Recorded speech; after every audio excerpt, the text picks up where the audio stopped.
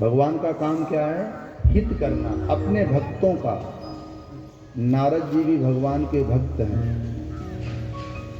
विश्व मोहिनी की सुंदरता देखकर नारद जी भगवान के पास गए और क्या कहा? जहि विधि होई नाथ हित मोरा, करहु सुबेगी दास।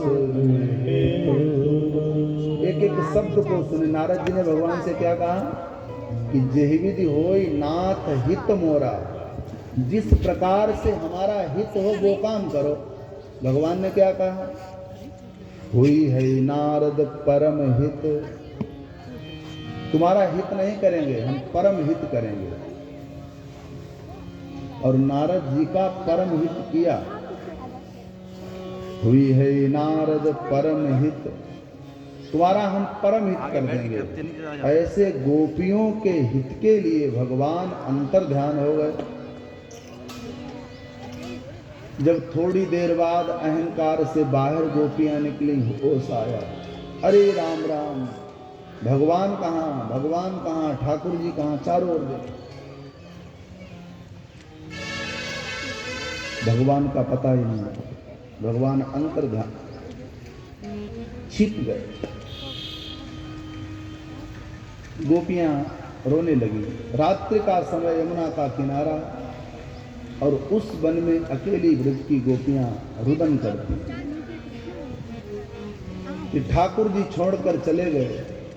एक गोपी कहती, हमें लगता है कि हमारे अंदर अपनी सुंदरता का अहंकार आ गया, इसलिए भगवान छोड़कर चले गए।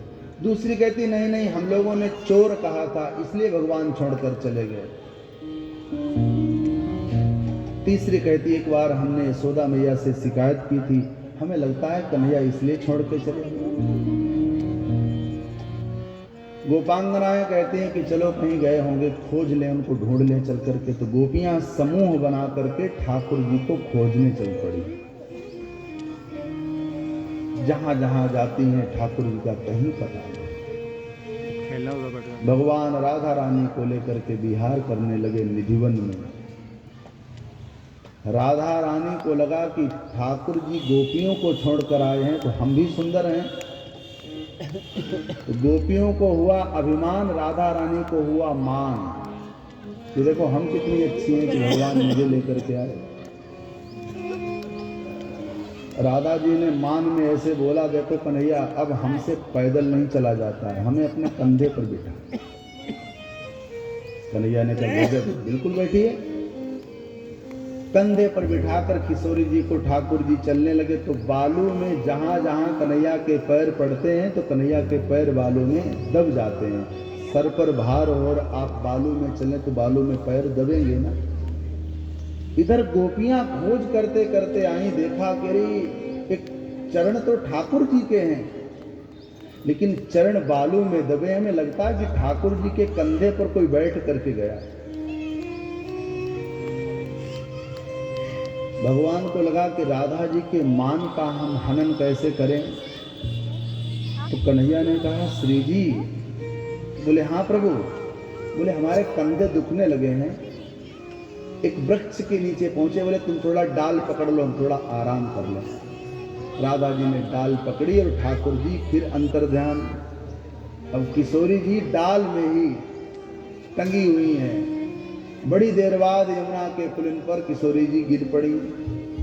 हा नाथ रमण श्रेष्ठ, क्वासी क्वासी महाभुज,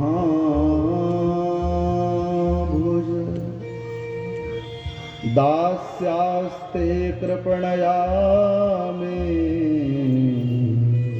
सखे दर्शय सन्निधि।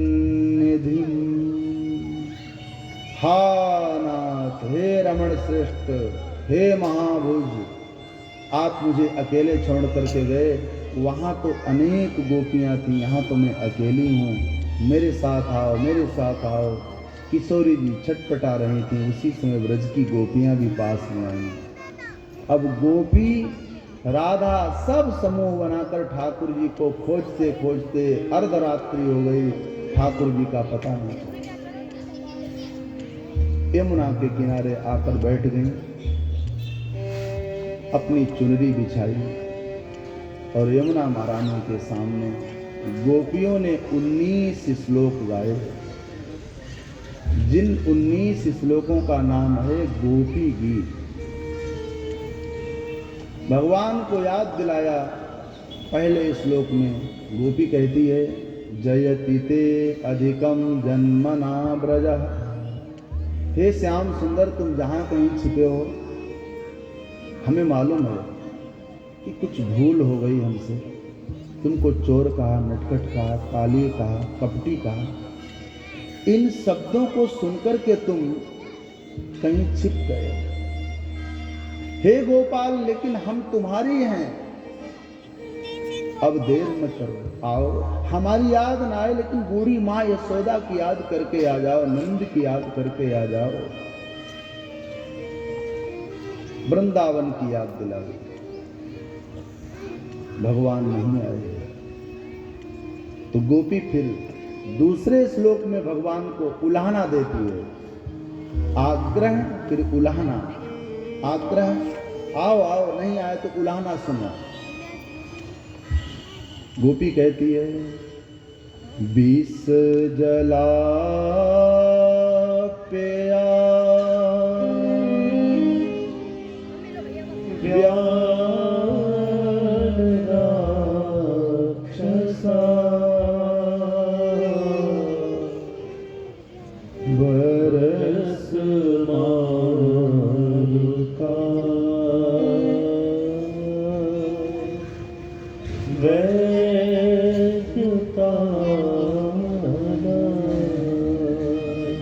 गोपी कहती है, हे नंदनंदन,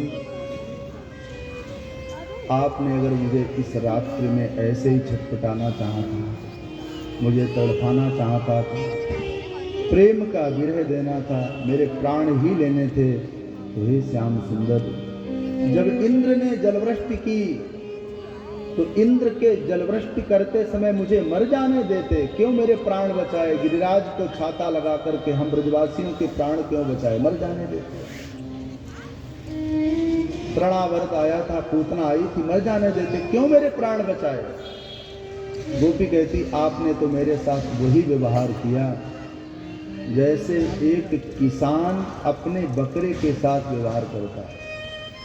किसान क्या करता है? तो किसान बकरे को हरी पत्ती खिलाता है, भेड़िए सिंह आदि से बचाता है, खिलाता है, पिलाता है, बचाता है, और अंत में वह किसान अपनी आंखों के सामने बकरे को कसाई के हाथ कटा देता है। खिलाता, पिलाता, बचाता और बाद में कटा देता है। वैसे आपने किया मेरे साथ। इंद्र के प्रकोप से बचाया, पूतना से बचाया, क्यों बचाया? इसीलिए आज अपने हाथों से काटोगे। भगवान नहीं आए तो गोपी कहती है, हे नंदनंदन, हम आपके सखा हैं। भज सखे भवत किंकरिस्मनो, हम आपके सखा, हमारा भजन करो, हमें प्रयोग में लाओ, हमारा प्रयोग करो, हमें ऐसे न छोड़ो। गोपी छटपटा रही है, भगवान नहीं आए। तब ब्रज की गोपी ने ठाकुर जी को कहा कि ठाकुर जी, हमारे हृदय में तुम्हारे कारण विरह की अग्नि जल रही है, और इस विरह की अग्नि को शांत करने के लिए तुम्हारा चरण कमल मेरे सर पर रख दिया जाए, मेरे विरह की अग्नि शांत हो जाएगी। क्योंकि आपका चरण कमल के समान, और कमल का गुण होता है शीतलता देना। तुम्हारा चरण मेरे सर पे आएगा, मुझे शीतलता मिल जाएगी। कृपया जल्दी करो, अपना चरण रखो, नहीं मैं मर जाऊंगी, जल जाऊंगी। तो एक गोपी के भाव में आए भगवान। जैसे कभी कभी आपने देखा होगा कि हम लोग कहते हैं क्यों कथा में वो नहीं आए, फिर आप अपने आप सोचते नहीं आए, कोई बात नहीं ना आए।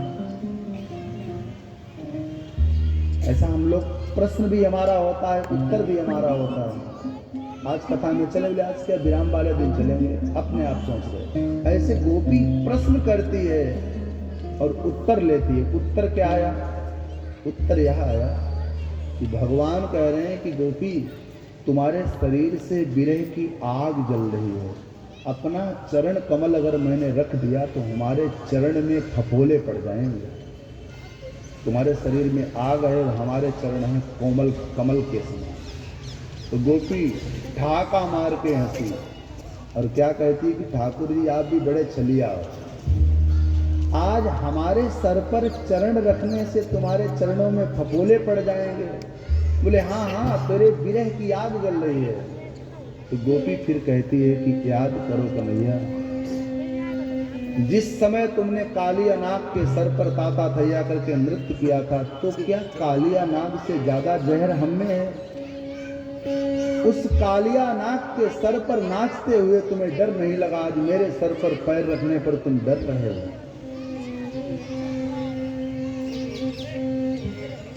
भगवान नहीं आए। दूसरी गोपी के भाव में भगवान कहते हैं कि देखो गोपी, हम आ तो जाएं लेकिन तुम्हारा सच्चा प्रेम नहीं है हमसे। अगर सच्चा प्रेम होता तो अवश्य आ जाते। गोपी ने कहा सच्चे प्रेम की पहचान क्या है प्रभु? भगवान कहते हैं सच्चे प्रेम की पहचान यह होती है कि प्रियतम और प्रेमी के वियोग में जिसको तुम चाहो वह प्रेमी तुमसे दूर हो तो प्रियतम के शरीर से प्राण चले जाते हैं उसके विरह में। गोपी ने पूछा कि आज तक ऐसा हुआ प्रियतम के विरह में किसी के प्राण छूटे? बोले हाँ, त्रेता काल में महाराज दशरथ राम जी के प्रियतम थे और प्रेमी राम 14 वर्ष के लिए वनवासी बनकर गए और प्रियतम दशरथ जी के शरीर से प्राण छूट गए। राम राम कही राम कही राम राम कही राम, राम राम कह करके दशरथ जी चले गए।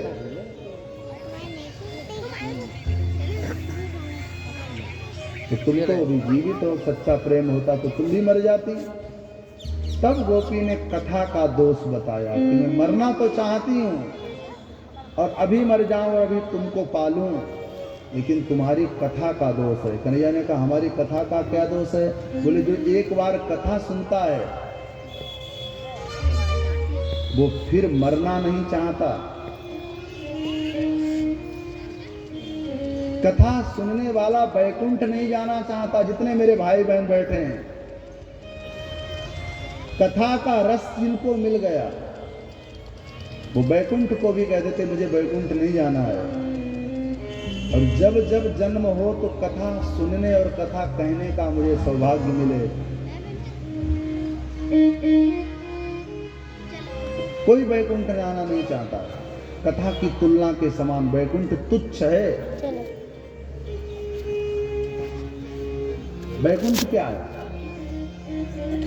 लोग ये तो सोचते हैं अधिकांश कि हम स्वर्ग जाएं, हम बैकुंठ जाएं। लोगों की हर किसी की एक कामना होती है, लेकिन आज हम आपको पर्दाफाश कर रहे हैं कि बैकुंठ की इच्छा मत करना। कथा के सामने बैकुंठ किसी काम का नहीं है मेरे भाई बहन। बैकुंठ में कोई किसी से राधे राधे नहीं बोलता। बैकुंठ में कोई किसी से राम राम नहीं बोलता। ये बैकुंठ की महिमा है। मृत्युलोक में हम सब राधे राधे बोलते, राम राम बोलते, तो बैकुंठ कोई नहीं जाना चाहता। एक बार ऐसे कथा सुना रहे थे कथा कहने वाले वक्ता महोदय।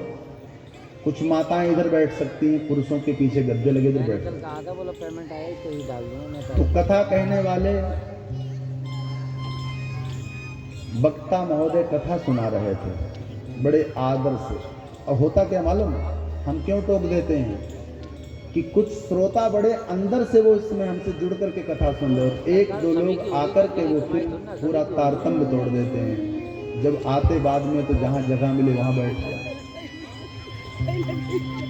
कथाएं एकदम शांत पानी में कोई पत्थर डाल देता है ना, भूचाल मचा देता है। तो कथा की महिमा नहीं होती है। तो कथा के सामने बैकुंठ तुच्छ है, दुर्लभ, बिल्कुल किसी काम का नहीं। बैकुंठ क्या है? शांति, सुख। कथा कर रहे थे महोदय, उन्होंने कहा कि किसी को वैकुंठ जाना है तो जो जो लोग वैकुंठ जाएं हाथ उठाएं। तो सबने हाथ उठाए। एक बहू बैठी थी, उसने हाथ नहीं उठाया। कथा कहने वाले वक्ता ने पूछा कि तुम्हें वैकुंठ नहीं जाना?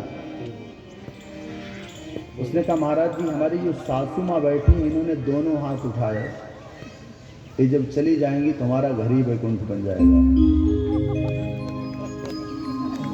तो कथा के सामने वैकुंठ किसी काम का नहीं, और कथा के सामने कोई मरना भी नहीं चाहता।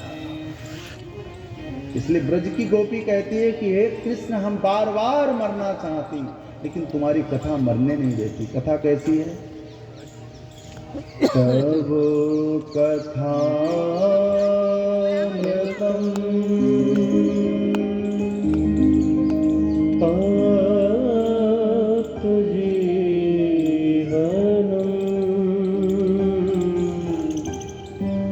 कविभिरीडितम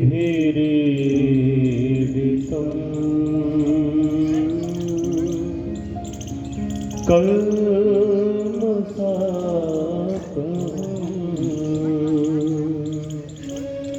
श्रवणमङ्गलम्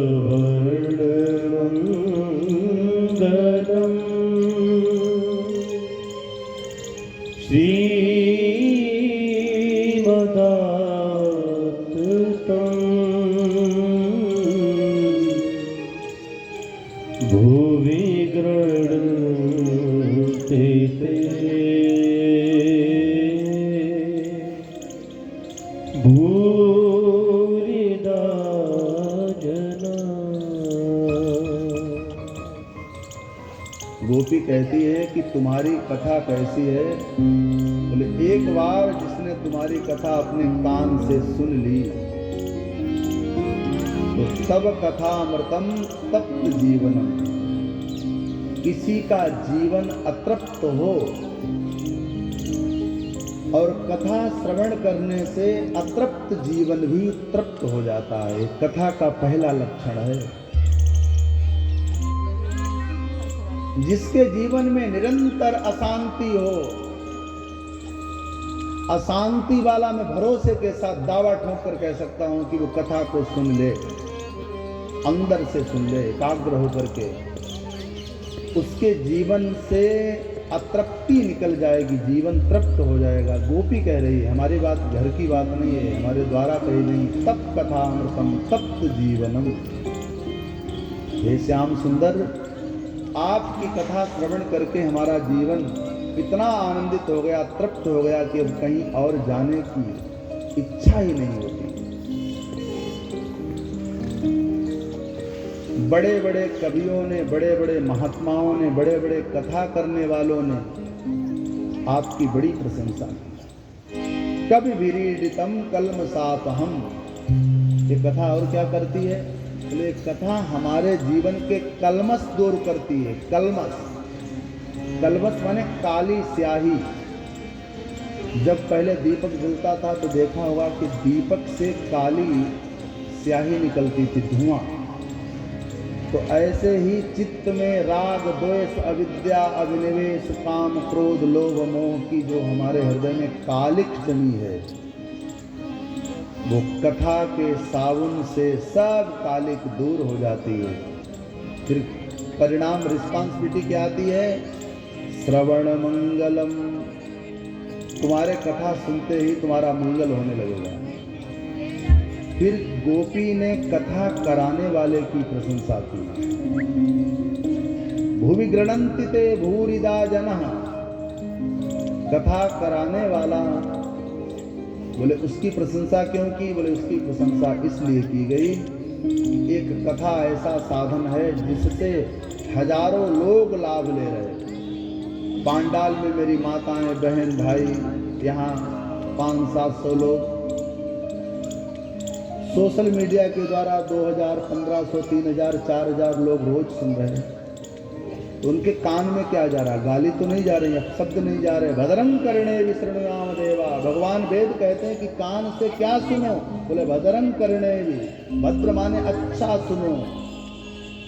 भद्रं कर्णेभिः शृणुयाम देवः। हमारे कान में जब जाए, मैं भरोसे के साथ कैसे कहूँ, समझ जाए आप लोग। जितना अच्छा सुनोगे उतना अच्छा तुम्हारा रूप बनेगा, उतना अच्छा स्वरूप बनेगा, उतना अच्छा शरीर बनेगा। जितना अच्छा सुनोगे, सुन करके देखो। देखो गलत देर, थोड़ी देर तक बातें सुनो, तुम्हारे चित्त में फिर एकदम उग्रता आती है, और अच्छी बातें सुनो, तुम्हारे चित्त में शांति आएगी, तुम्हें सुख मिलेगा। इसलिए अच्छा सुनो। गोपी कहती है कि कथा कराने वाले की हम इसलिए तारीफ करते हैं कि भारतवर्ष में जो कथा कराते हैं उनको अनंत पुण्य मिलता है कि हजारों लोग उस कथा को सुनकर के लाभ ले लेते हैं। फिर कथा कहने वाले की भी तारीफ कर दी। कवि भिरीडितम, कथा कहने वाले को कवि कहा। बोले कथा कहने वाले के जैसा कोई संसार में दानी नहीं हो सकता। कथा सुनाने वाले के समान कोई दान कर नहीं सकता है। क्यों? बोले इन 4000 लोगों में किसी एक ने अपने बड़े का सम्मान करना सीख लिया, उसकी दक्षिणा हो गई। जुआ व्यभिचार करना छोड़ दिया कथा के स्वभाव से, जीवन बदल गया।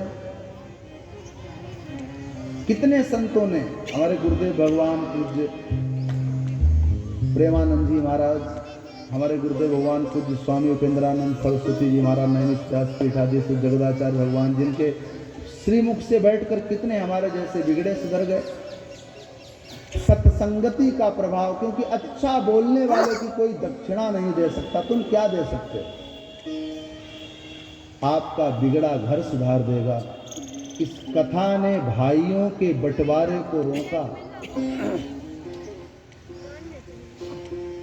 राम कथा ने, मैं प्रमाण में हूं, भाई भाई के बंटवारे को रोका। एक भाई रोज अपने भाई के साथ मुकदमा लड़ता था, कचहरी जाता था। एक दिन भरत चरित्र की कथा सुनी, राम भरत के प्रेम को। भरत ने अयोध्या की सत्ता त्यागी कि मुझे नहीं चाहिए, राम ले जाए। राम कह रहे भरत ले जाएं। एक कथा सुनकर के गया कचहरी में, कोर्ट में। देखा कि बड़े भैया के जूते धूप में रखे हैं। मई का समय था, उसने जूते उठाए, छांव में रखे। भैया लौट के आए, मेरे जूते कहाँ हैं? बोलते नहीं थे, लड़ाई थी, मुकदमा चल रहा था। छोटे भैया ने कहा, भैया जूते मेरे पास हैं। तो जूते गर्म होते, तुम पैर डालते, तुम्हारे पैर जल जाते, जूते पहन लो। उसने कहा, तुम्हारे हृदय में इतनी करुणा कैसे जागी, तुम्हें ने मेरे खिलाफ मुकदमा दर्ज कराया, मुकदमा लड़ते हो? वो पैरों पर गिर पड़ा, भैया आज से हम अभी मुकदमा वापस लेते, आज हम भरत राम चरित्र सुन करके आए हैं, सब तुम ले जाओ, मुझे कुछ नहीं चाहिए। तो कथा जीवन बदल दे। हमारे हृदय से दुराचार व विचार चले जाएं। किस बात की अकड़, किस बात की लड़ाई, में बड़ी ईमानदारी से कह सकता हूं। कोई रूठ जाए, उसके हाथ जोड़ लो, भैया गलती हो गई, लो बात खत्म हो गई। 2 मिनट की बात। जितना झुकोगे, साथ फलदार वृक्ष झुकता है और खजूर का पेड़ ऊपर जाता है, फिर हवा आते टूट जाता है। इसलिए कथा कहने वाले की प्रशंसा। भगवान फिर भी नहीं आए तो ब्रज की गोपियों ने ठाकुर जी के लिए रोना शुरू किया, निवेदन किया, खोजा, उलाहना दिया, गीत गाया, भगवान नहीं आए। तो गोपी के आंखों से झरझर झरझर आंसू बहे, गोपी रोने लगी। इति गोप्या प्रगायन्तः प्रलपन्तश्च क्षीप्रभा रुरुदो स्वसरं राजं कृष्ण दर्शनलालसा। गोपी रोई है तो किसके लिए रोई? अपने परिवार के लिए, अपने लिए? बोले नहीं, कृष्ण दर्शन लालसा। कृष्ण दर्शन की लालसा से गोपी रोई कि मेरा जीवन इतना बीत गया, मुझे ठाकुर जी के दर्शन नहीं हुए। इधर सुबेरा होने वाला है, लगभग 1-2 बजे हैं। इतनी बड़ी रात थी कि भगवान श्री कृष्ण उन गोपांगनाओं के बीच में प्रकट हो गए। कितनी सुंदरता लेकर के आए। परमहंसाचार्य सुखदेव जी कहते हैं, परीक्षित कोटि मनमथा, 1 करोड़ काम के समान सुंदरता लेकर के ठाकुर जी प्रकट हो गए। गोपांगनाओं के शरीर में जैसे किसी के मृत शरीर में प्राण का संचार होने लगे, ऐसे गोपांगनाएं खुश हो गईं। और क्या किया? बाहु प्रसार परिरंभ कराल कोरु, अपनी भुजाओं में भर लिया कि कहीं फिर न भागें। इतना डरी हुई है गोपी। श्री कृष्ण कहते, गोपी हम तो तुम्हारे साथ में थे, अभिमान के कारण तुम्हें दिखाई नहीं पड़ रहे थे, हमने तुम्हारी चुनरी ओढ़ ली थी, हम तो तुम्हारे साथ में ही थे। और भगवान श्री हरि उन गोपांगनाओं के साथ खड़े होकर के जब नृत्य किया तो महादेव की प्राण प्रिया भगवती पार्वती आई हैं महाराज के लिए। शंकर बाबा ने कहा, देवी हमें भी साथ ले चलो। तो पार्वती ने हाथ जोड़े, बोले सुनो भोले बाबा, महाराज में केवल गोपी जा सकती है, तुम पुरुष हो, तुम्हारा प्रवेश नहीं है। महादेव कहते हैं कि देखो हमें ले चलो। पीछे पीछे आए, परंतु मां पार्वती तो महाराज के अंदर प्रवेश कर गई। भगवान शंकर जी के लिए द्वार बंद कर दिए गए और द्वार की रखवाली करती हैं ललिता। निकुंज के महाराज की चाबी है ललिता के पास, अंदर नृत्य रास की तैयारी हो रही है और भगवान शंकर जी द्वार पर खड़े। ललिता से पूछा, देवी मुझे भी जाने दो। ललिता ने कहा, ना, अंदर वही जाएगा जिसके हृदय में ठाकुर जी के प्रति, बांके बिहारी के प्रति प्रेम होगा। दूसरा जो गोपी होगा, महादेव ने कहा गोपी बना दो। ललिता ने कहा लौट जाओ, पीछे जाओ, बढ़िया सुंदर साड़ी ले आओ, चुनरी ले आओ, लालिमा होठों पर लगाने के लिए लाओ, काजल लाओ। भोले बाबा ने ललिता जी के सामने बढ़िया सुंदर श्रृंगार किया। ललिता ने कहा अब आओ तुमको थोड़ा पढ़ाएं। और जाकर के ललिता ने महादेव को सुंदर प्रेम का पाठ पढ़ाया। महादेव की गुरु ललिता ही है। ललिता ने महाराज के आने से पहले प्रेम का पाठ पढ़ाया। बोले बिना प्रेम के तुम्हारा महाराज में प्रवेश ही नहीं हो सकता है। महादेव की ट्यूशन टीचर ललिता। महादेव प्रेम से उत्प्रोत होकर के जब निवृत्त निकुंज की लीला में गए, द्वार बंद कर दिए गए। भगवान शंकर जी को देखकर श्री कृष्ण प्रसन्न हो गए और वहीं पर ठाकुर जी ने महादेव की मूर्ति की स्थापना की, जिसका नाम गोपेश्वर पड़ा। गोपी के रूप में महादेव आए। ललिता, चंद्रावली, श्रीदेवी, भूदेवी सब मिलकर के कृष्ण के साथ ताता थैया करके महाराज के लिए नृत्य करने लगे। किसी संत ने गाया कि भगवान का नाम है नट और किशोरी जी का नाम है नटनी। अब नट और नटनी, जैसे कोई पति होता है फौजी तो उसकी पत्नी को लोग फौजियान कह के बोलते हैं।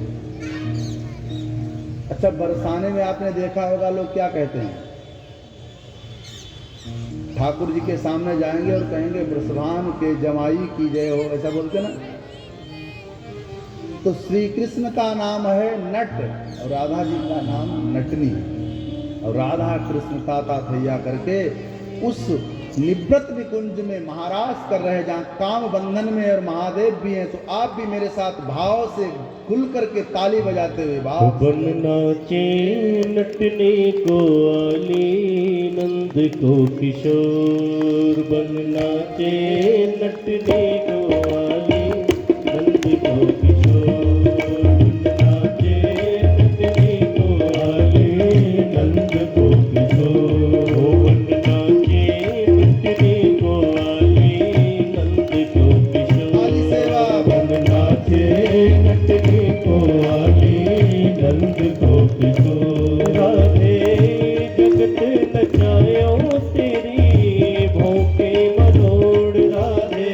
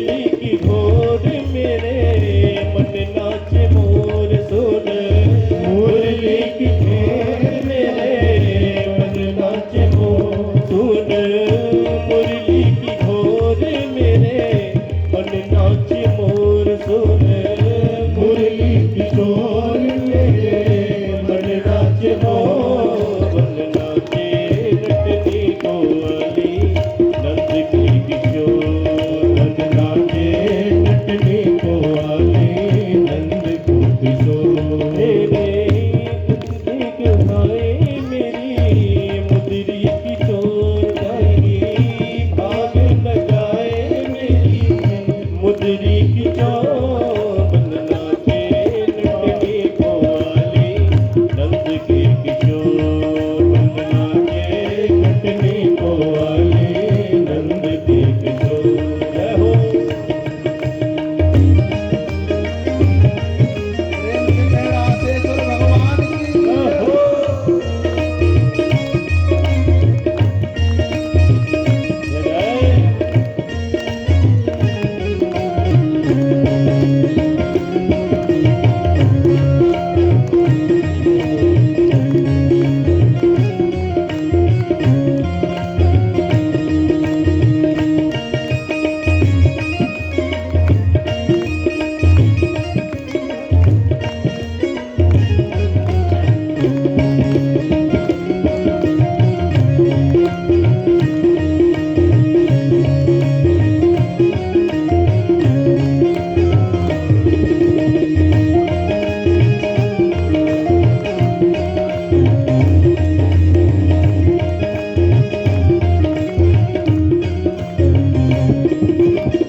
नैनन बसाए खुद राखूंगी छुपाए प्यारे नैनन बसाए खुद राखूंगी छुपाए प्यारे नैनन बसाए खुद राखूंगी छुपाए प्यारे नैनन बसाए खुद राखो चित चोर ओ नैनन बसाए खुद राखूंगी छुपाए प्यारे नैनन छुपाए खुद राखूंगी छुपाए कहीं भाग न जाए मेरी मुदरी की चोर कहीं भाग न जाए मेरी मुरली को चोर कहीं भाग न जाए मेरी मुदरी को चोर कहीं भाग न जाए मेरी मुदरी को चोर बन नाचे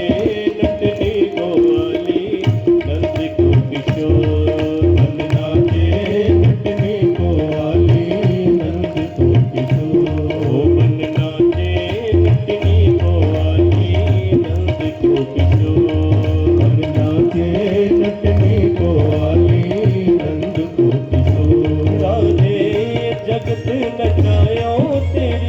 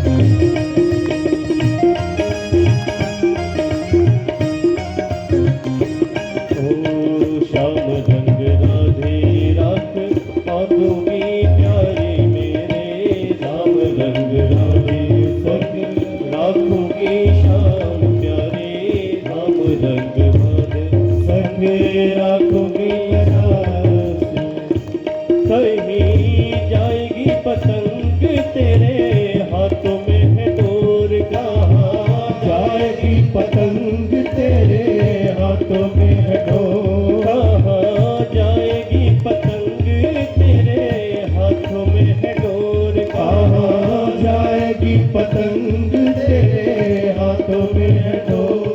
नट नाचे नटने को आए नंद को किशोर। मन नाचे नटने को आए नंद को किशोर। मन नाचे नटने को आए नंद को किशोर। मन नाचे नटने को आए नंद को किशोर। राधे जगत नचायो तेरी भोगी परोड़। राधे जगत नचायो करो रे मरोड़। राधे जगत नचायो तेरी भोगी परोड़। राधे जगत नचायो तेरी भोगी परोड़। बन नाचे नटने को आले नंद को किशोर। बन नाचे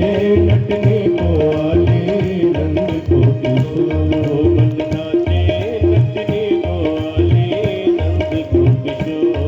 बन नाचे नटने को आले नंद को किशोर। बन नाचे नटने को आले नंद को किशोर। बन नाचे नटने को आले नंद को किशोर। बन नाचे नटने को आले नंद को किशोर। बन नाचे नटने को आले नंद को किशोर। बन नाचे नटने को आले नंद को किशोर।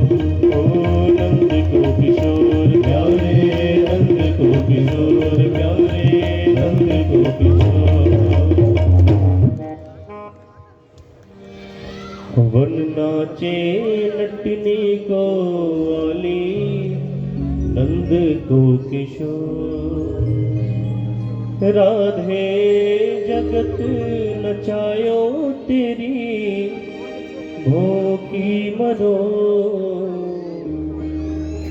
बन नाचे नटने को आली नंद को किशोर। विरासेश्वर भगवान की। भगवान श्री हरि ने गोपांगनाओं के साथ निवृत्त निकुंज निधिवन की परिधि में सुंदर ताताथैया करके नृत्य किया। आचार्य चरण वर्णन करते हैं कि जब ठाकुर जी ने महारास किया और महारास के बाद ब्रज की गोपांगनाओं को कहा कि अब तुम सब अपने अपने घर जाओ।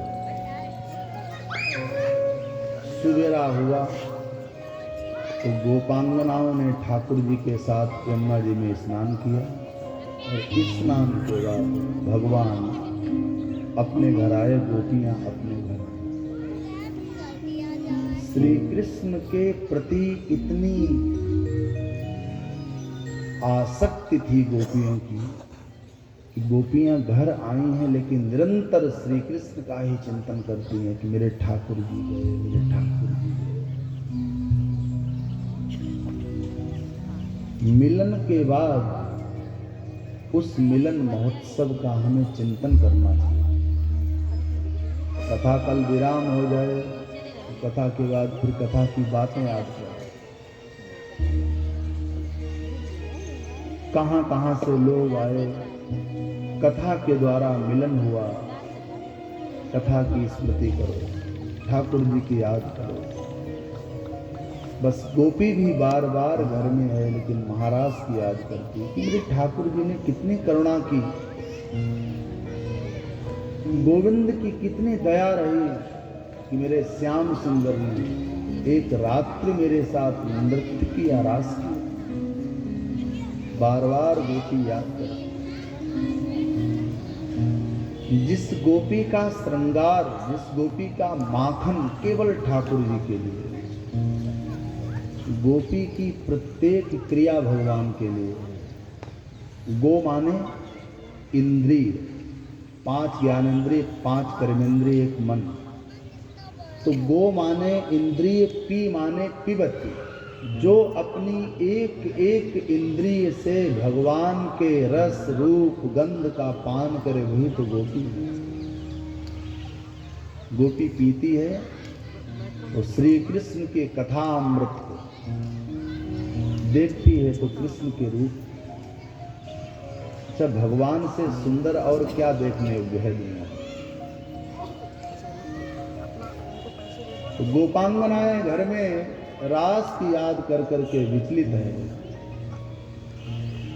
कंस ने अक्रूर जी को भेजा कि वृंदावन से हमारा काल यशोदा का बेटा है, उसको लेकर के। कंस की आज्ञा पाकर के जब अक्रूर जी वृंदावन से कृष्ण बलराम को मथुरा ले जाने लगे, ब्रजवासी रोने लगे कि हमें लगता है कि मेरा लाला जा रहा है तो लौट के नहीं आएगा। बूढ़ी यशोदा मैया ने जब सुना तो मां रोने लगी। नंद बाबा रोए कि मेरा बेटा होता तो नहीं जाता, लेकिन भगवान माता पिता को रोते बिलखते छोड़कर रथ पर बैठकर चलने लगे। तो गोपियों ने चारों ओर से घेर लिया। अक्रूर जी को कहा कि रथ मेरे ऊपर से निकालो, मेरे प्राणनाथ श्री कृष्ण को वृंदावन के बाहर में जाने नहीं देंगे, उनके बिना मैं रह नहीं पाऊंगी। अक्रूर जी, मैं मर जाऊंगी। श्री कृष्ण गोपांगनाओं से हाथ जोड़कर कहते हैं कि मैं 2 दिन के बाद लौट करके आ जाऊंगा। ग्वाल वालों को कहा कि केवल 2 दिन के लिए जा रहा हूं, 2 दिन बाद लौट आऊंगा। एक क्षण का विरह सहन नहीं कर सकते उन गोपी ग्वालों को 2 दिन का विरह कैसे सहन।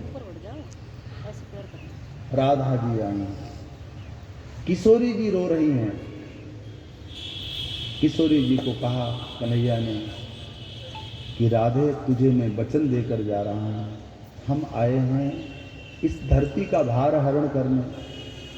तुम्हें मैं वचन देता हूं कि आज के बाद तुम रोना नहीं और सोना नहीं। भगवान समस्त वृंदावन वासियों को रोते बिलखते छोड़कर मथुरा आए।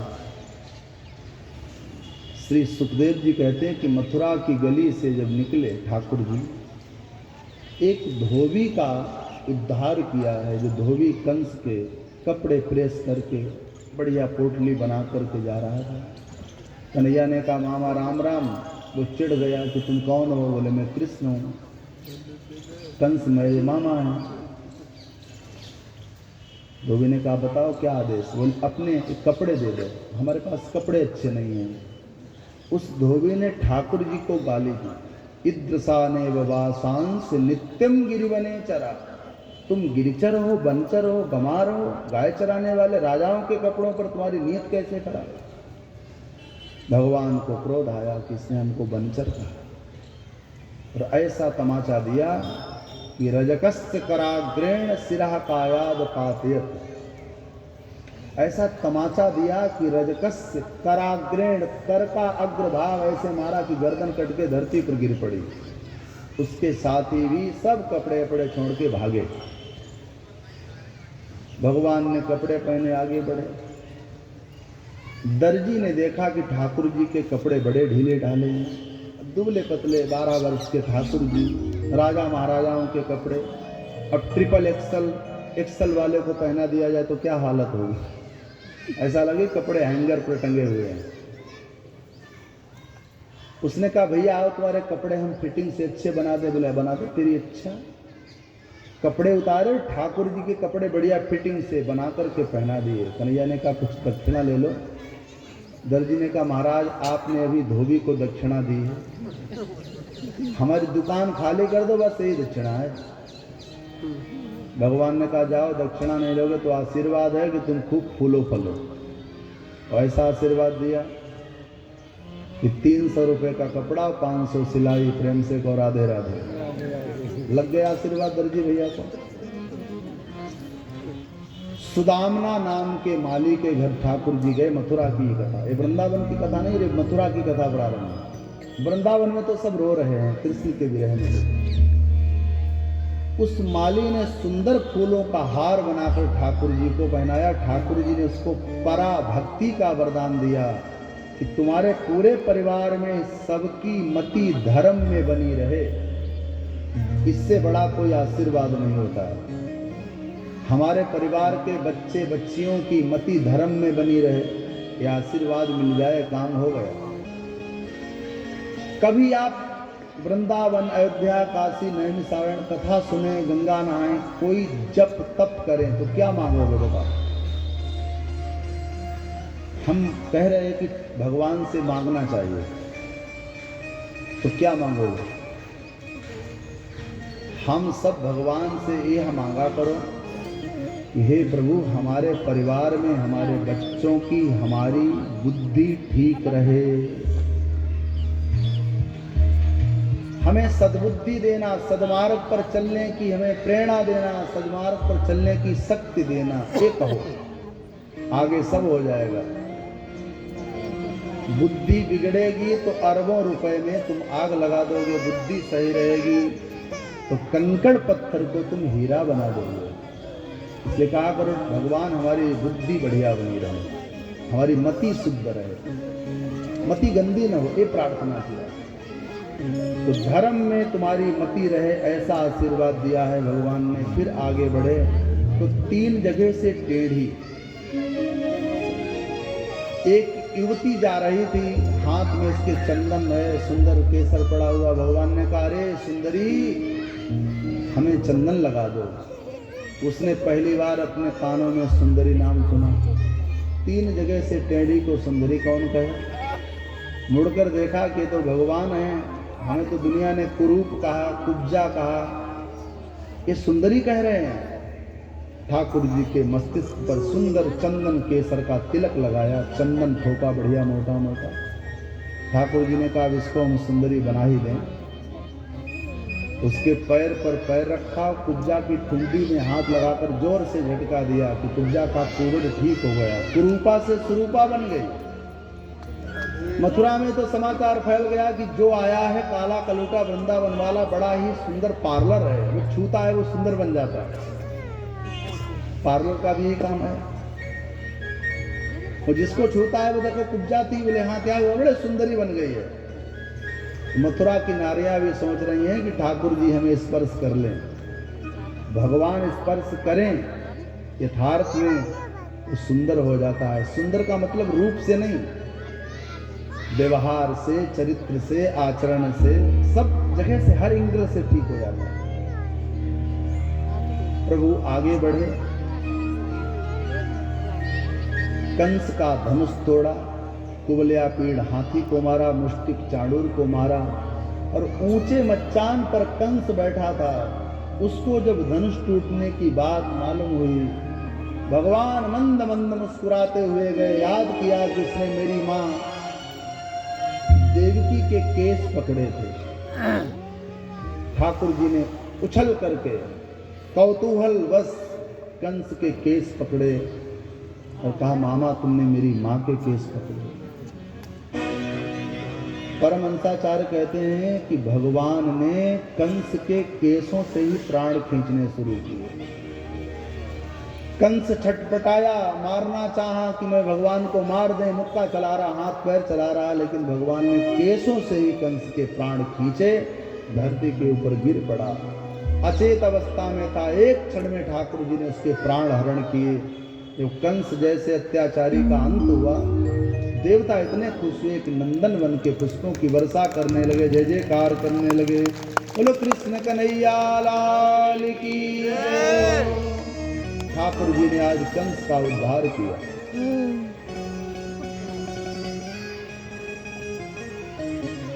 कंस का अंतिम संस्कार हुआ। ये हमारे प्रभु की दयालुता रही। रामावतार में रावण के भी शरीर को छिन्न भिन्न नहीं किया था, सम्मान पूर्वक लंका की ओर विदा किया। कंस का भी अंतिम संस्कार कराया। कैसे भी हो हैं मामा। अब प्रभु की आयु हुई है 12 वर्ष। भगवान गए कारागार, तो जैसे कारागार जाकर जेल के फाटक खोले गए, तो कारागार के अंदर देवकी और वसुदेव जी महाराज, बड़े बड़े नाखून, बड़े बड़े बाल, फटी साड़ी, धागा और दोनों रो रहे थे। जैसे ही ठाकुर जी ने मैया को देखा और मैया रोने लगी, ठाकुर जी भी रोने लगे और भगवान श्री कृष्ण ने माँ देवकी का स्तनपान किया। माँ, आज 12 वर्ष पूरे हो गए, मैं तुमसे कहकर के गया था कि 12 वर्ष का वियोग सहन करना पड़ेगा। माता पिता को बंधन मुक्त कराया। नाना को कहा, नाना उग्रसेन जी, अब आप मथुरा की राज्य सत्ता को संभालो, मथुरा के सिंहासन पर बैठो। नाना ने कहा, कन्हैया हम बूढ़े हो गए, तुम ही बैठ जाओ। कन्हैया ने कहा, अगर हम मथुरा की सत्ता पर बैठेंगे तो लोग यही कहेंगे कि कृष्ण ने मामा को इसलिए मारा था कि मुझे मथुरा की सत्ता मिल जाए। आप बैठो, हम सेवा करेंगे। नाना को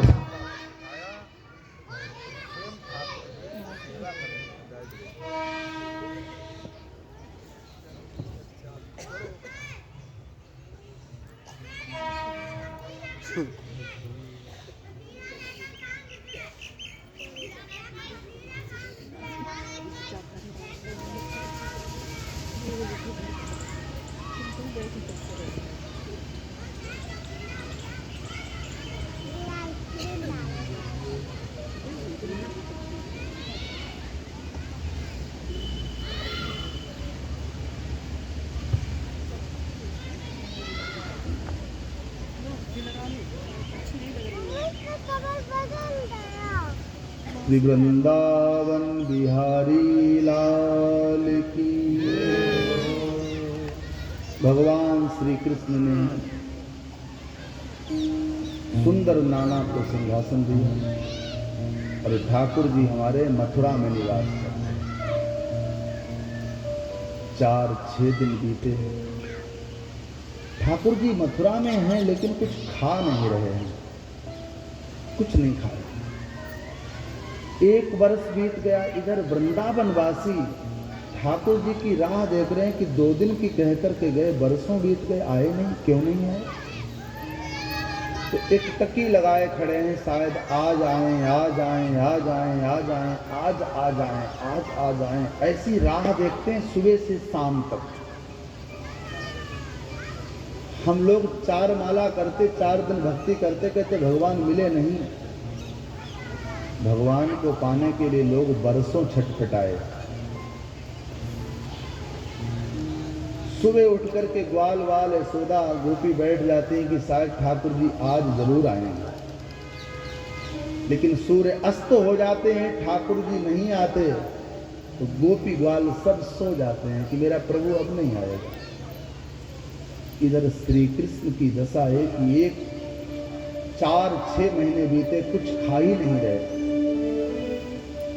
न अन्न ले रहे, न जल ले रहे, कुछ नहीं खा रहे। देवकी मैया ने दाऊ जी से पूछा कि बलराम भैया एक बात बताओ, जब से कान्हा वृंदावन से मथुरा आया है, कुछ खा नहीं रहा, इसको क्या अच्छा लगता मैं वो बनाऊं। दाऊ जी ने कहा, देखो देवकी मैया, हमारे कान्हा को भोजन में सब प्रिय है, लेकिन रोटी पर माखन लगा हो और उस पर मिश्री लगी हो, रोल बनाकर दे दो, वो ठाकुर जी को बहुत प्रिय है। अरे लाला, अभी तैयार करती हूँ। देवकी झट से गई, सुंदर सुंदर व्यंजन बनाए, लेकिन उस व्यंजन की थाल में थोड़ा माखन, मिश्री, रोटी रख दी। अब इधर ठाकुर जी की गति देखो। भगवान देवकी मैया के घर से एक झरोखे पर खड़े होकर के वृंदावन को देख रहे हैं। ठाकुर जी को नंद बाबा यशोदा की याद आई कि मेरी बूढ़ी मैया पता नहीं मेरे विरह में कुछ खाती होगी कि नहीं खाती होगी। मेरे बाबा को कोई पानी पिलाता होगा, गायों का क्या हाल होगा, कौन चराने ले जाता होगा। भगवान को वृंदावन की याद आ रही है। झरोखे से झांक झांक कर वृंदावन को देख देख कर कन्हैया रो रहे। देवकी ने आकर के कहा, कान्हा क्या देख रहे हो। माँ कुछ नहीं, बस आओ भोजन करो। ठाकुर जी को बिठा करके देवकी मैया जब भोजन पवाने लगी तो श्री कृष्ण की निगाह माखन और मिश्री पर पड़ी। तो श्याम सुंदर रोने लगे। देवकी ने कहा लाला क्यों रो रहे? देखो तेरे लिए सबसे तुझे जो प्रिय है माखन मिश्री, उसका मैं भोग लगा रही। तू माखन खाता है ना, तेरी माँ यशोदा माखन खिलाती थी, तेरे लिए माखन तैयार किया। कृष्ण कहते माँ आज के बाद माखन मत खिलाना, माखन खिलाओगे तो मेरे प्राण चले जाएंगे। क्यों लाला ऐसा क्यों? बोले मैया जब तू माखन दिखाती है तो मुझे यशोदा की याद आती है। जिस दिन से वृंदावन छोड़ करके आया, मथुरा के माखन में वो स्वाद ही नहीं मिला जो स्वाद वृंदावन में यशोदा मैया के माखन में। यशोदा की याद करके कृष्ण रोने लगे। दाऊ जी रो रहे हैं, देवकी रो रही। कन्हैया ने फिर कहा देवकी माँ सुन तो सही, जब वृंदावन छोड़कर यशोदा को छोड़कर हम मथुरा आ रहे थे तो मेरी मैया यशोदा ने एक बात कही थी। क्या कहा था? कृष्ण कहते हैं कि एक बार मेरी यशोदा मैया ने मुझे ऊखल से बांधा था, तो हम जब आपके पास आ रहे थे तो मेरी मैया ने सौगंध दिलाई थी कि लाला देवकी को मत कहना कि मैंने तुझे ऊखल से बांधा। तेरी माँ जानेगी कि मेरे लाला को ऊखल से बांधा, उसका हृदय टूट जाएगा। माँ आपको सच कहें, किसी के मखमल पर लेटना, किसी के पलंग पर लेटना हमें सुख नहीं देता जितना यशोदा मैया के हाथों के बंधन को मुझे सुख मिलता। मुझे माँ के बंधन की याद आ रही, बाबा नंद की याद आ रही। वो मुझसे कहते थे शाम को कन्हैया मेरे पैर दबा, मैं पैर दबाता। उद्धव जी आए, मथुरा के सबसे बड़े ज्ञानी हैं। उद्धव जी ने आकर के कृष्ण को कहा रे कृष्ण तुम भगवान हो, पहचानो। उन गांव के गंवार भोले वाले गोपी ग्वालों के लिए तुम रो रहे हो, होश में आओ, होश में आओ, तुम भगवान हो। कितना तुम्हें वृंदावन याद आ रहा? कृष्ण कहते उद्धव मुझे वृंदावन याद नहीं आ रहा, वृंदावन याद आता तो वृंदावन से मथुरा की दूरी 9 किलोमीटर में कई बार जाकर के लौट आता। मुझे यशोदा की याद आ रही, गोपियों की याद आ रही, ग्वालों की याद आ रही, जिनसे मैं कह करके गया था कि परसों लौट आऊंगा। बरसों बीत गए, मैं नहीं लौट पाया। रोने करुण क्रंदन करने लगे कृष्ण। उद्धव जी कहते हैं कि अगर तुम कहो तो हम वृंदावन जाकर के नंद यशोदा गोपियों को ऐसी कथा सुनाएंगे कि आज के बाद तुम्हें फिर कोई याद नहीं करेगा। उद्धव तुम्हारे मुंह में घी शक्कर, तो ऐसा कर जो मुझे ब्रजवासी याद न करे। उद्धव को ज्ञान का अहंकार है कि हम ज्ञानी हैं, हम गांव के लोगों को कैसे समझाएंगे, क्या पढ़ाएंगे, हमारी बात समझ पाएंगे कि नहीं समझ पाएंगे। उनको ज्ञान का अहंकार है। उद्धव जी ब्रजवासियों को संभालने, सजाने, समझाने के लिए रथ पर बैठे। कृष्ण कहते हैं उद्धव कब लौट के आओगे? बोले कल। उद्धव जी को ज्ञान का अहंकार है। कन्हैया ने कहा जाओ एक बार वृंदावन, तुम अगर प्रेमी में बन जाना तो मेरा नाम बदल देना। उद्धव जी चल पड़े।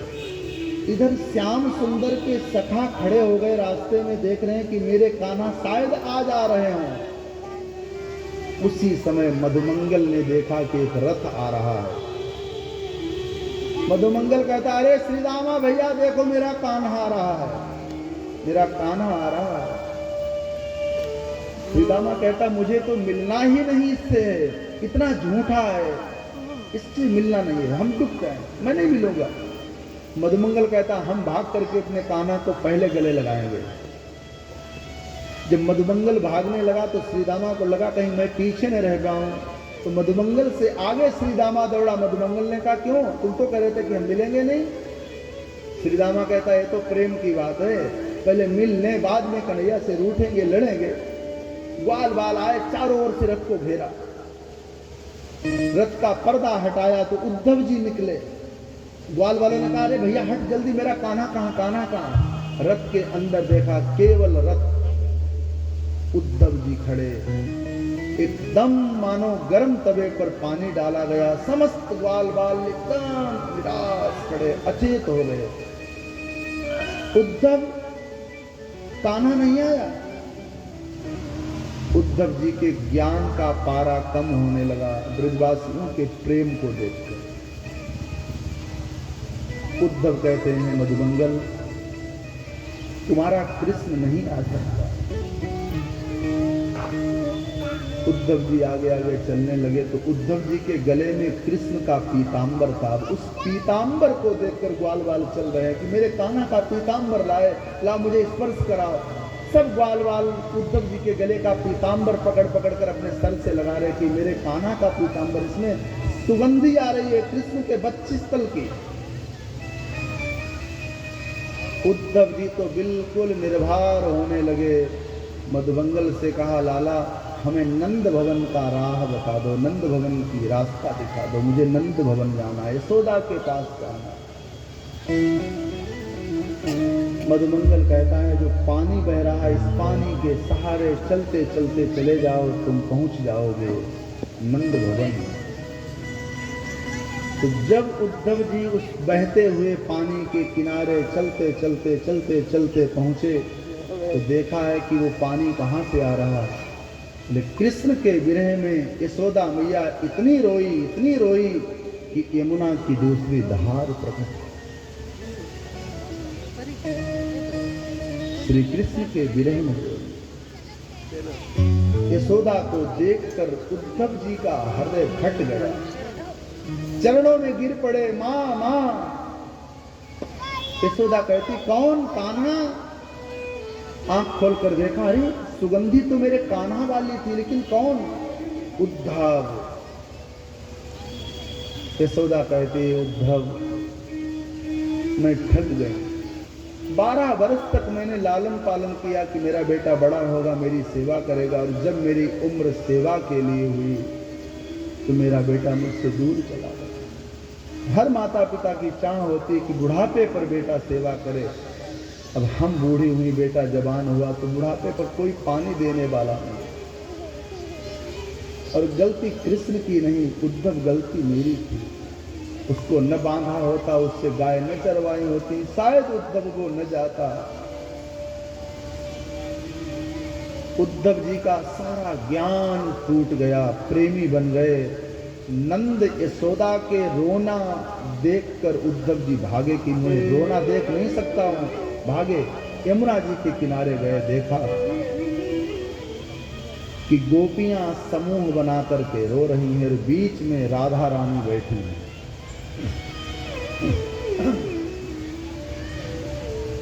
उद्धव जी ने आवाज लगाई तो गोपियां आपस में क्या बात कर रही हैं। एक कहती, बहन मैंने रात स्वप्न में देखा कि श्याम सुंदर आए हैं, मेरे हाथ से माखन खा रहे बहन। दूसरी कहती, मैंने रात में देखा है कि मेरी मटकी छोड़ दी। अपनी अपनी बात हृदय की गोपियां कह रही हैं राधा जी से। श्री उद्धव जी सुन रहे हैं। अब गोपियों ने राधा जी से पूछा कि हे श्यामा जी, तुमने क्या स्वप्न में देखा? तो राधा जी कहती हैं कि हे गोपियों, नींद ही नहीं आती तो स्वप्न कहाँ से आए? नींद आए तो स्वप्न बने, जब नींद नहीं तो स्वप्न कहाँ से आए? हमारा कान्हा कहकर गया था, न सोना और न रोना। जब से कृष्ण गए गोपियों न मैं सोई न रोई। उद्धव जी ने देखा तो उद्धव जी गोपियों के चरणों पर गिर पड़े, चुनरी ओढ़ ली, लालिमा लगा ली और गोपी बनकर के ब्रज में 6 महीने घूमे। याद आया कि हम तो कन्हैया से कह करके गए थे कि कल लौट करके आ जाएंगे, और 6 महीने बीत गए। 6 महीने बाद जब ठाकुर जी के पास आए उद्धव जी, कन्हैया ने कहा कि उद्धव तुम तो कहकर गए थे हम 2 दिन बाद लौट आएंगे। उद्धव कहते हैं कि हम गोपियों के प्रेम में खुद गोपी बन गए। कन्हैया तू निष्ठुर है, तू नहीं जानता क्या प्रेम होता है। कृष्ण ने कहा तुम्हारे अंदर ज्ञान का अहंकार था, तुम्हें प्रेमी बनाने के लिए भेजा, आओ तुमको दिखाएं। पीतांबर हटाया तो देखा है कि कृष्ण के रोम रोम में गोपी, रोम रोम में वृंदावन विराजमान है। और वृंदावन बिहारी लाल की। तो प्रेम की बात है उधो, ये तो प्रेम की बात है उधो। बंदगी तेरे बस की नहीं है, ये तो प्रेम की बात है उधो। बंदगी तेरे बस की नहीं है, अब सर देखे होते हैं सौदे, यहाँ सर देखे होते हैं सौदे। आस की इतनी सस्ती नहीं है,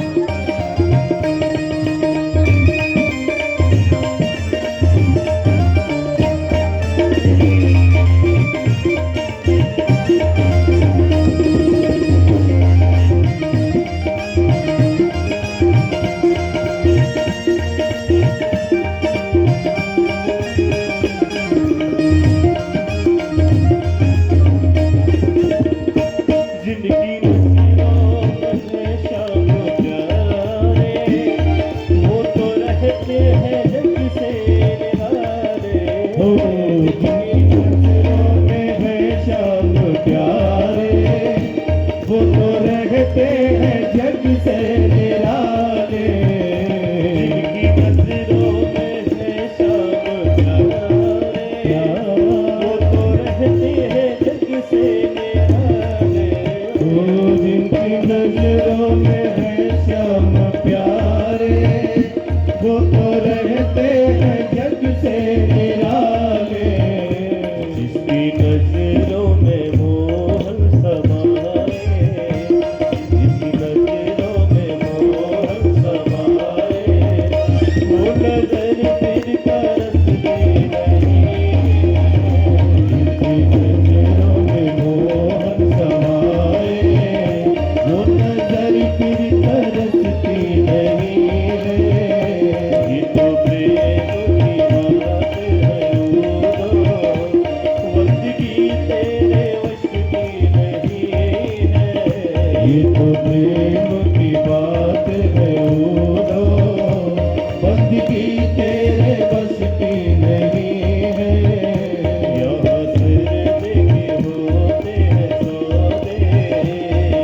सर देखे होते हैं सौदे, यहाँ सर देखे होते हैं सौदे। आशिकी इतनी सस्ती नहीं है, यहाँ सर देखे होते हैं सौदे। आशिकी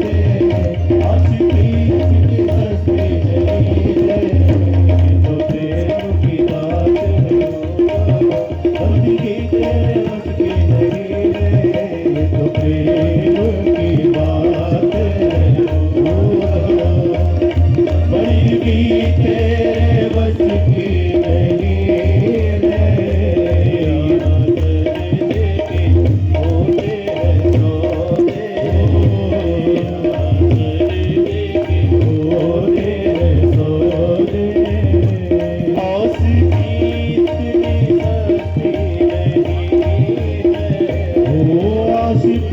इतनी सस्ती नहीं है, आशिकी इतनी सस्ती नहीं है। बंदगी तेरे बस की नहीं है, बंदगी तेरे बस की नहीं है। आशिकी इतनी सस्ती नहीं है, आशिकी इतनी सस्ती नहीं है।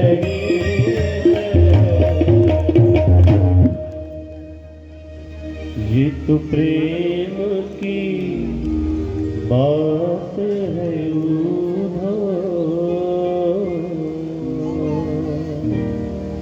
प्रेम प्रेम का पाठ पढ़ाया उद्धव जी को और भगवान के मित्र बन गए उद्धव जी।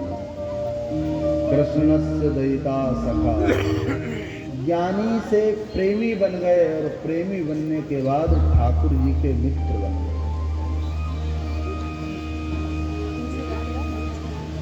आचार्य परमहंस श्री सुखदेव जी कहते हैं, कंस की 2 पत्नियां अस्थि प्राप्ति अपने पिता मगध नरेश जरासंध के यहाँ गईं। पिता ने देखा मेरी बेटियां विधवा हो गईं, तो पिता ने भगवान श्री कृष्ण के ऊपर आक्रमण किया। 17 बार भगवान श्याम सुंदर के सामने जरासंध पराजित हुआ। भगवान को लगा कि फिर लड़ने आएगा, तो अपने माता पिता और समस्त मथुरावासियों को लेकर भगवान द्वारिकापुरी पधारे। सुंदर द्वारिकापुरी का निर्माण किया है भगवान ने, और आज से भगवान द्वारिकाधीश बन गए। भगवान की बाल लीलाएं हुई, वीरता की लीलाएं हुई, अब भगवान के राजसी लीलाएं, भगवान राजा बने। द्वारिकाधीश कहलाए। बाहर निकल करके आए, फिर जरासंध ने आक्रमण किया, तो भगवान इस बार रणछोड़ बने। 18वीं बार भगवान हार गए। कालयावन को मुस्कुंद ने भस्म किया। मलिक्षों की सेना थी, तो मलिक्ष लोग आज भी हमारे भारत में उपद्रवी बन करके आते हैं, उपद्रव करते हैं, इनको मलिक्ष कहा गया।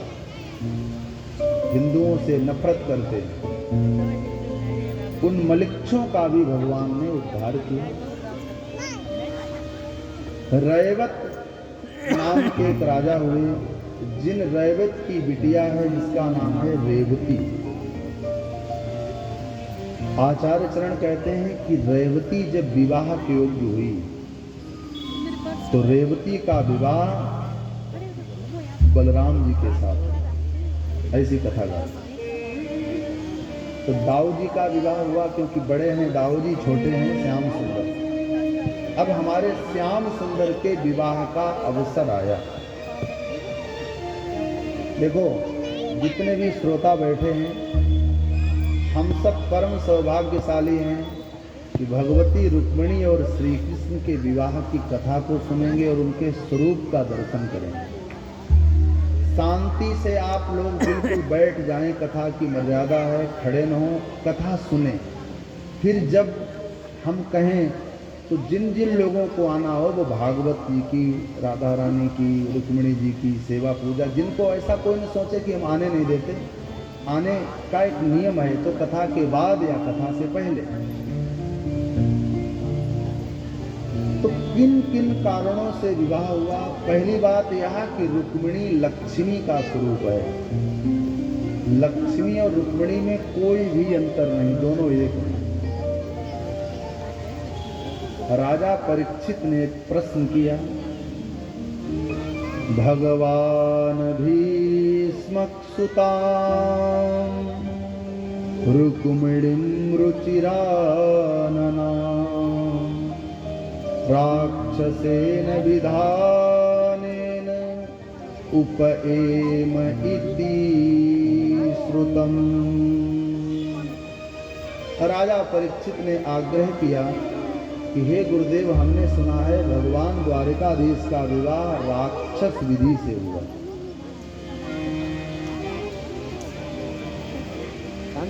विवाह के कई प्रकार बताए गए, जिनमें से 4 प्रकार के विवाहों का समाज में ज्यादा प्रचलन है। पहला विवाह ब्रह्म विवाह, माता पिता की आज्ञा से समाज के बीच में वैदिक मंत्रों के द्वारा जो विवाह होता है उसको कहते हैं ब्रह्म विवाह।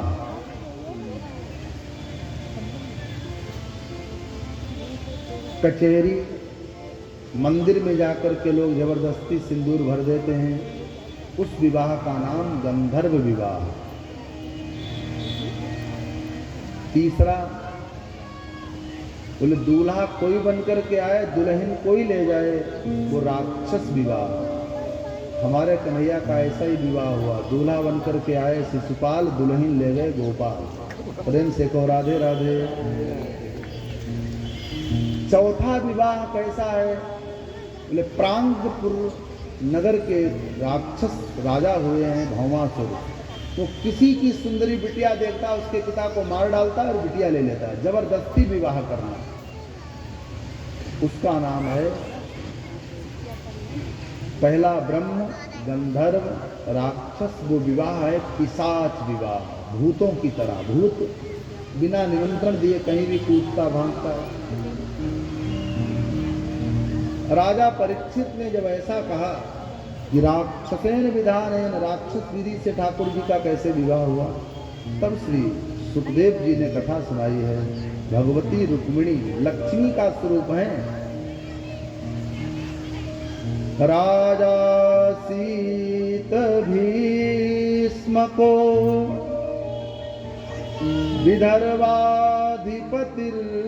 विदर्भाधिपतिर्महान् तस्य पंचाभवन पुत्रा कन्यका च वरानना। एक भीष्मक नाम के राजा हैं जिनके घर में 5 बेटे और 1 बिटिया। सबसे बड़े बेटे का नाम है रुक्मी और बिटिया का नाम है रुक्मिणी। विवाह के योग्य हुई तो राजा भीष्मक ने अपने बेटे से कहा कि बिटिया के लिए कोई वर देखा? बोले हाँ। कौन? बोले चेद नरेश शिशुपाल। हमारा मन है पिताजी, हम अपनी बहन का विवाह शिशुपाल से करें। भगवती रुक्मिणी ने जैसे सुना कि हमारी बहन का हमारा विवाह शिशुपाल से होगा और भैया ने तय कर दिया तो जरूर होगा, तो भगवती रुक्मिणी अंदर से टूट गई, रोने लगी, विचलित हो गई। उसके मन में आया कि अरे उस पापी दुष्ट आसुरी वृत्ति वाले के साथ मेरा विवाह होगा? नहीं, मेरा विवाह हो द्वारिकाधीश श्री कृष्ण से। भैया ने दूसरे दिन कहा कि पिताजी कल बारात आने वाली है, शिशुपाल दूल्हा बन करके आएगा। रुक्मिणी बेचैन हो रही है कि भगवान द्वारिकाधीश को कोई मेरा संदेश दे दे, मेरी बात कह दे। रुक्मिणी ने एक पत्र लिखा और पत्र में लिखा कि हे द्वारिकाधीश, इस शरीर पर अधिकार सिंह का है और सिंह का भाग कहीं कोई सियार न ले जाए, इसलिए आओ और मेरा हरण करके ले जाओ।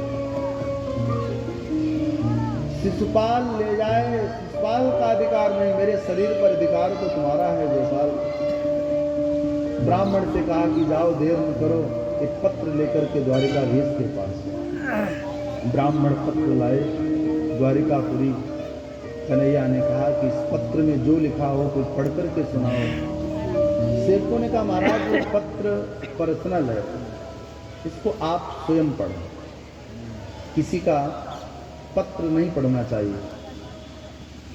अब पत्र की बात ही खत्म। जैसे किसी का पत्र पढ़ने में दोष, वैसे आज के समय में पत्राचार नहीं है, लेकिन मोबाइल किसी का नहीं देखना चाहिए। इसलिए लोग अपना पासवर्ड डाल रखते हैं, पर्सनल होता है। लोग पत्र पढ़ने को दोष बताते हैं, आज के समय में मोबाइल छेड़ना भी दोष है किसी दूसरे का। अच्छा, जैसे पत्र जिसको मिलता था वो जबरदस्ती देखना चाहता था कि पत्र किसका है, किसका नाम लिखा है, ऐसे ही किसी का मोबाइल मिल जाए, चार्जिंग में लगा हो, तो लोग प्रैक्टिस करते हैं कि देखें शायद लाख खुल जाए, प्रयास करें। परंतु पत्र नहीं पढ़ना चाहिए, फिर भी प्रेम पत्र तो बिल्कुल नहीं पढ़ना चाहिए।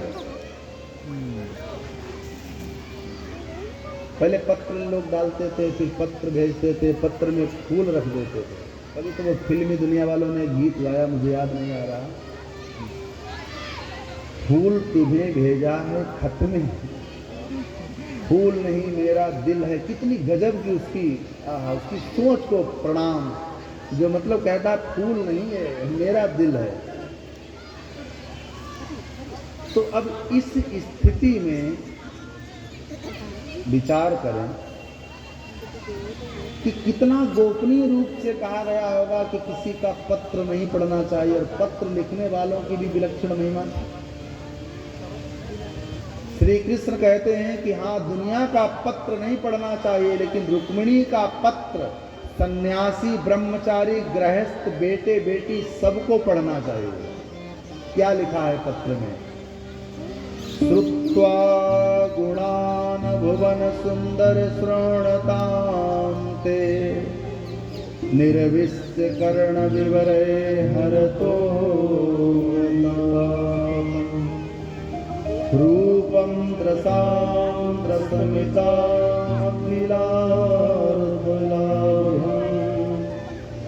तुय्यर्जुता विसति चित्रं पत्रपं मे। रुक्मिणी कह रही है कि हे प्रभु, हमने आज तक आपको देखा नहीं। कन्हैया ने कहा फिर विवाह करने का मन क्यों बना लिया? रुक्मिणी कहती कि श्रुत्वा गुणान, तुम्हारे गुणों को सुनने से हमारे मन में तुम्हारे प्रति प्रेम पैदा हो गया, तुम्हारा चित्र हमारे चित्त पर चिपक गया। आप हैं कैसे? भुवन सुंदर स्वर्णकांते, त्रिभुवन में तुम्हारे जैसा कोई सुंदर दूसरा नहीं है, इसलिए हम तुम्हें पति रूप में वर्ण करना चाहते हैं। आपका मुंह कैसा है?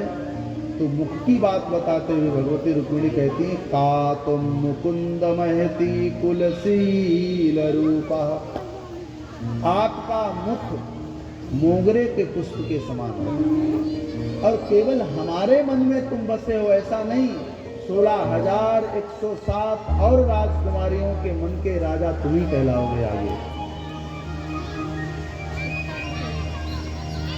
फिर भगवती रुक्मिणी ने क्या बात कही वो सब बेटियां सुन लें, बहुएं सुन लें और बच्चे सुन लें। विद्या वयो द्रविण धाम भीरात्म तुल्यम। विद्या बहुत एक एक शब्द को आपके कल्याण के लिए आपके जीवन में कुछ कर सकता है। रुक्मिणी कहती है कि विद्या, द्रविण पैसा, पद, प्रतिष्ठा, सुंदर रूप अगर तुम्हें मिला है, इसका प्रयोग क्या है? धीरा पतिम कुलवतीम न वृणीत कन्या। कोई कुलवती कन्या अच्छे कुल में पैदा होकर के आए, विद्या संपन्न हो, गुण संपन्न हो, और अगर उसने भगवान को न वर्ण किया, भगवान को न माना, तो उसकी विद्या, उसकी सुंदरता, उसका कुल किसी काम का नहीं। रुक्मिणी कहती है अच्छे कुल की हर बिटिया आपको ही वर्ण करेगी। विद्यावताम धीरापतिम कुलवतीम न वृणीत कन्या। अच्छे घर कुल खानदान की बिटिया भगवान को ही मानेगी अपना, अन्यत्र वो भटकेगी नहीं, ऐसा रुक्मिणी ने कहा। इसलिए देर न करो, आओ आओ। ब्राह्मणों को बिठाया द्वारिकाधीश ने रथ पर। भगवान एक क्षण में कुंडिनपुर पहुंचे। ब्राह्मण गए, कहा देवी प्रणाम, चिंता न करो, द्वारिकाधीश आ गए। उधर शिशुपाल दूल्हा बनकर के आया, इधर गोपाल, दो दूल्हा एक दुल्हन। भगवती रुक्मिणी पूजा करने के लिए गौरा मैया के मंदिर गई। गौरा मैया का पूजन किया और कहा हे मैया, मैंने कन्हैया को देखा नहीं, इतनी भीड़ मैं कैसे पहचानूंगी कि कौन द्वारिकाधीश। गौरा मैया के गले से फूलों का हार खिसका रुक्मिणी के गले में पड़ गया। भगवती रुक्मिणी को आशीर्वाद दिया गौरा मैया ने। क्या? अरे मनुजा हीरा चेऊ मिलही सोर सहज सुंदर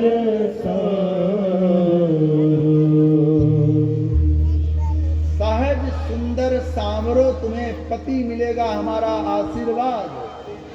भगवती रुक्मिणी गदगद हो गई, बाहर निकली। अब ठाकुर जी सोच रहे कौन रुक्मिणी, रुक्मिणी सोच रहे कौन ठाकुर जी है, किसको मैं अपना पति मानूं। अब इतनी भीड़ में दो लोग ज्यादा चेचे करे, जान जाएंगे कि एक दूसरे को ढूंढ रहे हैं। रुक्मिणी ने कहा हमें लगता कि यही वाले हैं। कन्हैया ने सोचा हमें लगता कि यही है।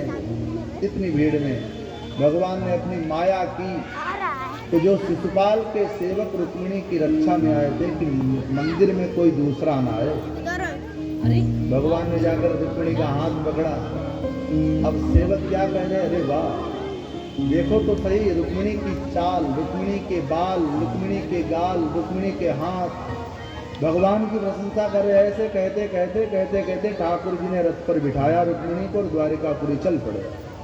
थोड़ी देर बाद होश आया सेवकों को जो रक्षा पैर में थे, चौकीदार। देखने का भैया हम सब यहाँ किस लिए खड़े हैं? एक ने कहा हम लोग इसलिए खड़े हैं रुक्मिणी की रक्षा में। पीछे से रुक्मिणी की सखियां आई, बोले हमें लगता तुम भांग पी करके आए हो। रुक्मिणी तो चली गई। सेवकों ने कहा मारो काटो, दौड़ो दौड़ो। सब सेवक दौड़े भगवान को मारने के लिए। पीछे से हमारे बलराम जी आते हैं, नारायणी सेना लेकर सारे असुरों का अंत कर दिया और भगवान पधारे हैं द्वारिकापुरी। भगवती रुक्मिणी का आज देवियों ने श्रृंगार किया, देवताओं ने श्री कृष्ण का श्रृंगार किया। ब्राह्मणों ने अग्नि को साक्षी करके सुंदर भामर डलाई, जयमाल पड़ी। यहाँ आज हम सब हमारे वैदिक आचार्य मंत्रोच्चारण करेंगे और यजमान परिवार के जो मनोरथी परिवार हैं वो आए और रुक्मिणी कृष्ण का पूजन करें। दूसरी सूचना, कल भागवत कथा का विश्राम दिवस है। हमारे जो भी श्रोता जिनकी मुझ पर श्रद्धा है, कथा के प्रति प्रेम है, उन्होंने नित्य समय पर आकर के मुझे सुना। कल सुदामा चरित्र परीक्षित मोक्ष के साथ कल कथा विराम लेगी। इतनी सर्दी वर्षा के बाद छोटे छोटे बच्चे, बहन बेटियां, भाई सब कहाँ कहाँ से चल चल करके आए। ये भगवान की कृपा से ही होता है। हमने भी समय का पालन किया कि मेरे जो भी भाई बहन दूर दूर से आ रहे, कोई साहेबगंज, कादरी गेट, सेनापति का तो नाम ही सेनापति है। तो ऐसे सब श्रोताओं ने मुझे आकर के सुना, बहुत धन्यवाद, साधुवाद। कल ये कथा विराम लेगी, फिर एक बार आप सादर आमंत्रित हैं 1 से 4:30 आए। हम सब भगवती रुक्मिणी का पावन सुयस जिसका श्रवण किया उसका हम मंचन करें, दर्शन करें। रुक्मिणी और श्री कृष्ण के गले में हम सब स्वस्ति वाचन के साथ माल्यार्पण कराएं, वरमाला कराएं। उसके बाद सब एक सुंदर सी बधाई गाते हुए भगवान की प्रार्थना, आरती और प्रस्थान करेंगे। हम निवेदन करेंगे कि यजमान जी आ जाएं और प्रेम से स्वस्ति वाचन का पाठ करते हुए हम सब वरमाला कराएं।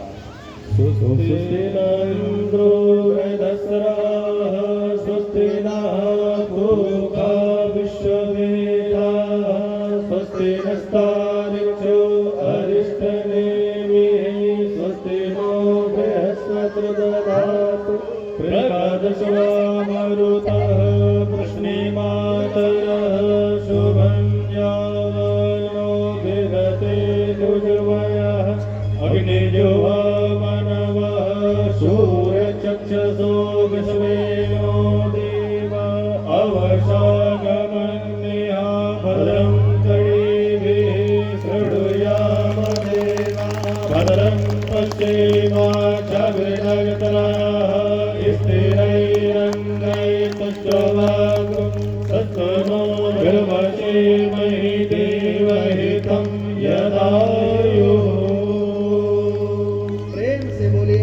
वल्लभ सरकार की जय हो, द्वारिकाधीश की जय हो। अब आइए हम भाव से सब सुंदर सी बधाई गाएं। जिनको पैर सीधे करने हो, सर्दी में ब्लड सर्कुलेशन ठीक रखने के लिए बाबा रामदेव कहते हैं ताली बजानी चाहिए, ब्लड सर्कुलेशन ठीक रहता है। थोड़ा पैर खड़े करके सब लोग जहां हैं वहीं से थोड़ा झूम लें, बधाई गा लें रुक्मिणी कृष्ण के विवाह में। जिन जिन लोगों का सामर्थ्य हो, लेकिन कोई इधर उधर ना आए, जहाँ हैं वहीं खड़े होकर के भाव से बधाई गाते हुए भगवान की प्रार्थना, आरती। बोलिए कृष्ण कन्हैया लाल की जय हो। आगे कोई बने हैं घनश्याम दोनों हाथ उठा करके कि जोड़ी का जवाब नहीं, दूल्हा बने हैं घनश्याम कि जोड़ी का जवाब नहीं, दूल्हा बने हैं घनश्याम की जोड़ी का जवाब नहीं, दूल्हा बने हैं घनश्याम की जोड़ी का जवाब नहीं, दूल्हा बने हैं घनश्याम की जोड़ी का जवाब नहीं, की जोड़ी का जवाब नहीं, सभी के हाथ पर जवाब नहीं, की जोड़ी का जवाब नहीं, की जोड़ी का जवाब नहीं, की जोड़ी का जवाब नहीं, दूल्हा बने हैं नंदलाल की जोड़ी का जवाब नहीं, दूल्हा बने हैं नंदलाल की जोड़ी का जवाब नहीं।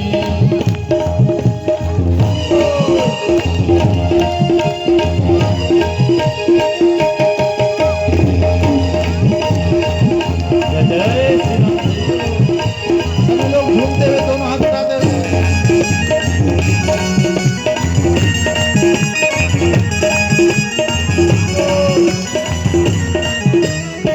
रुक्मिणी मेरी गौरी गौरी, रुक्मिणी मेरी गौरी गौरी, रुक्मिणी मेरी गौरी गौरी, रुक्मिणी मेरी गौरी गौरी, सांवरे नंदलाल के जोड़ी का जवाब नहीं, सांवरे नंदलाल के जोड़ी का जवाब नहीं, दूल्हा बने घनश्याम की जोड़ी का जवाब नहीं, दूल्हा बने घनश्याम की जोड़ी का जवाब नहीं, ओ की जोड़ी का जवाब नहीं, की जोड़ी का जवाब नहीं, की जोड़ी का जवाब नहीं, की जोड़ी का जवाब नहीं, दूल्हा बने घनश्याम की जोड़ी का जवाब नहीं, दूल्हा बने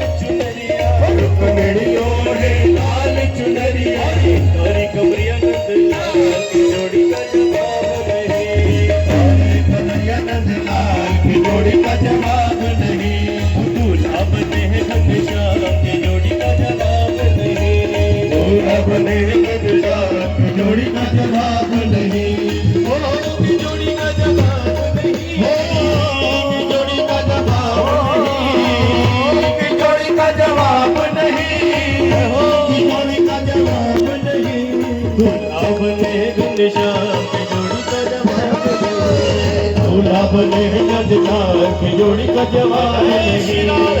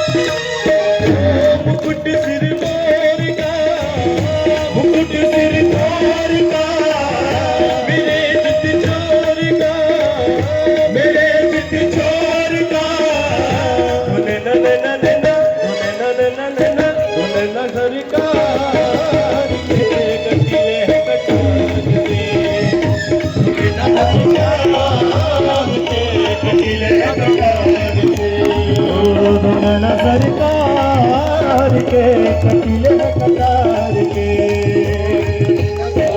कमल लजाए तेरे नैनों को देख के, कमल लगाए तेरे नैनों को देख के, कमल लगाए तेरे नैनों को देख के, कमल लगाए तेरे नैनों को देख के। भूली घटाए तेरी कचरे की रेख पे, भूली घटाए तेरी कचरे की रेख पे, ये मुखड़ा निहार के, ये मुखड़ा निहार के, चाँद गए हार के, चाँद गए हार के। तूने न न न न न, तूने न न न न न, तूने न घनश्याम